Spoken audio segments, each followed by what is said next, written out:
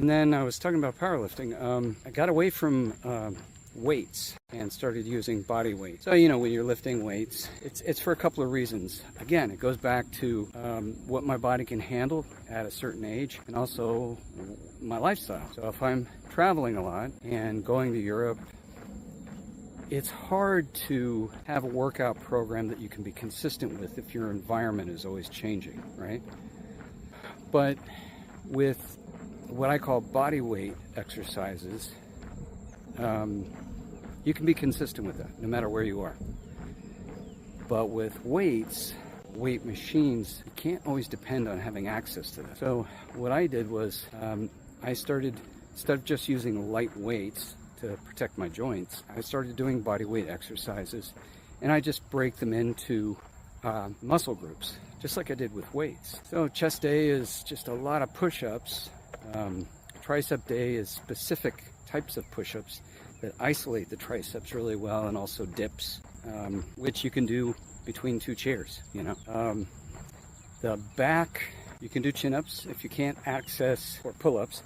If you can't access something that you can pull yourself up on, then you can do some exercises in front of a bathroom sink or a kitchen sink, and I'll show you guys how to do that. It's really cool. It's surprisingly effective. It's not going to make you as strong as you would be with weights, but none of these things do.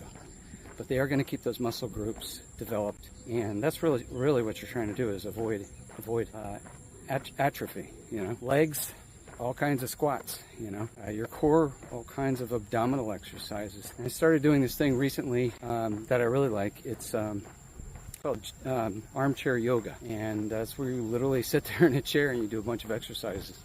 That works really well. I like that.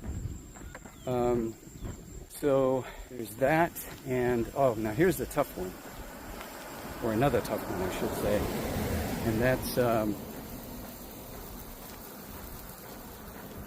biceps. So it may seem simple. If you're trying to work the biceps, but you don't want to use weights, you can use objects around the house, and they're all at different weights. Or you can, if you're in a hotel room, you can, usually they have a piece of furniture like a chair or something like that you can kind of do curls with. Now, another one that's kind of like that is shoulders. Now, I've got pretty strong shoulders, so what I do are what I call handstand push-ups. I get up in a handstand position with my back against the wall, and I just push up.